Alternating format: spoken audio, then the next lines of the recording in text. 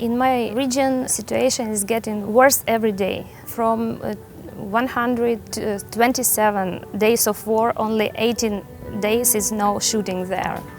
The shootings on the civilian buildings, on bus stops, on markets, a lot of people and kids died every day. It's getting worse, really. My name is Alina Kasinska. I came from Mykolaiv, Ukraine, and currently live in Germany. My dissertation was about national parks too, and of course I interested in this theme many years. 44% of national park now is occupied. There is a lot of fires there, bombs and uncontrolled attacks from Russia. Except this, all sea coast is mined, and that's why it's very dangerous for people who stayed now there. Natural Reserve Fund of Mykolaiv region included more than 140 parks. 7 of them is national importance and 133 is local relevant. The project examines the adaptation of existing natural conservation institutions to extreme exogenous challenges and crises, using the example of the Белобережье Святослава National Nature Park.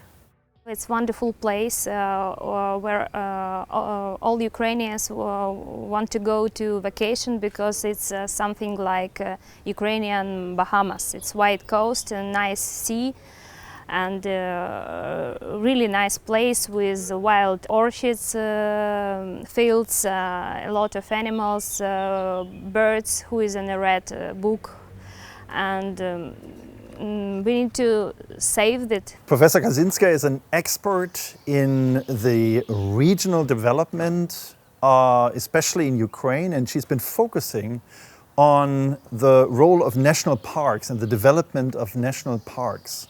These parks are important from various perspectives: ecological perspectives, regional development perspectives, sustainability perspectives.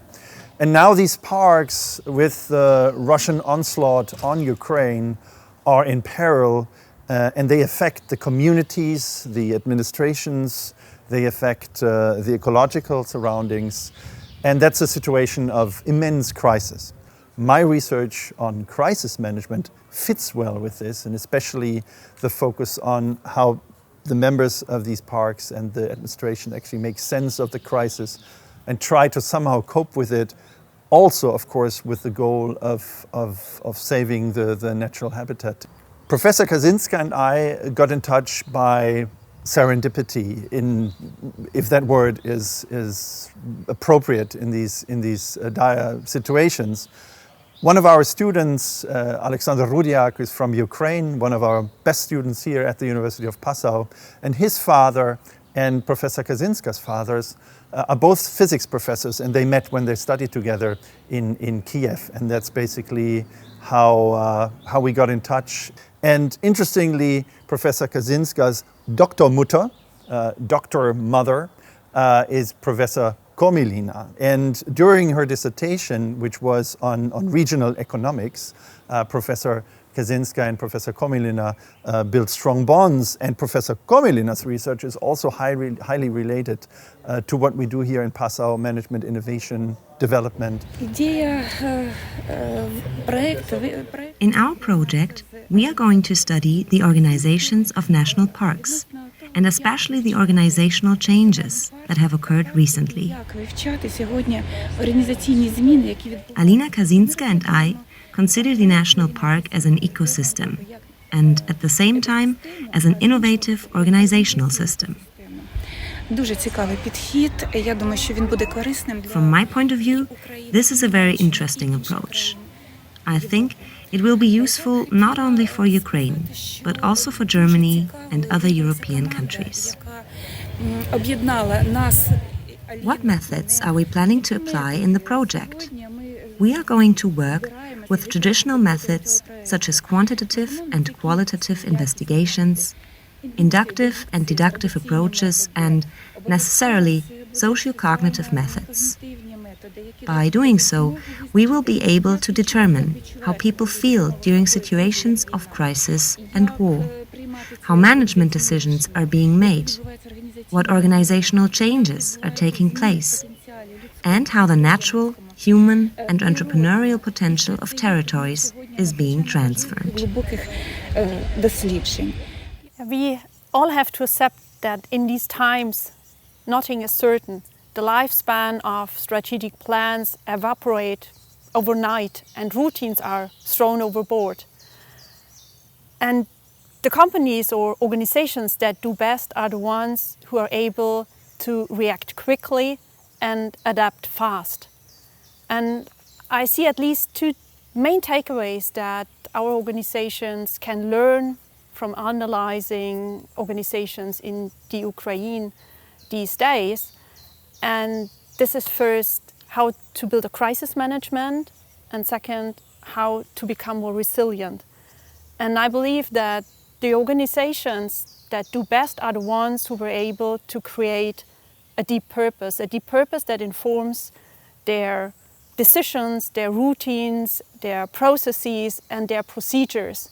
And with such a deep purpose, the organizations can operate with heightened passion, heightened urgency, as well as heightened clarity.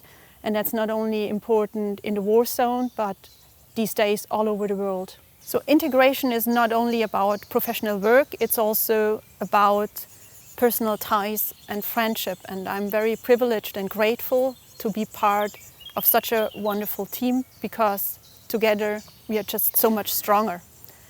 We are a team of 6, so Olga Komelina and Alina Kasinska, and 3 from the University of Passau, and Jonathan Bundy from Arizona, the United States. We are not only international, we are also interdisciplinary, spanning disciplines from economics, management, statistics to physical geography. I'm interested in how to use and conserve biodiversity and natural resources, and a national park, of course, is designed to protect biodiversity.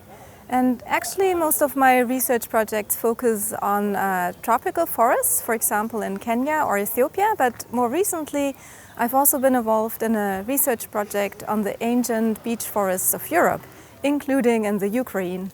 And so I'm excited to also cooperate with Ukrainian partners now in this new context. War really has 2 effects on biodiversity: direct effects and indirect effects.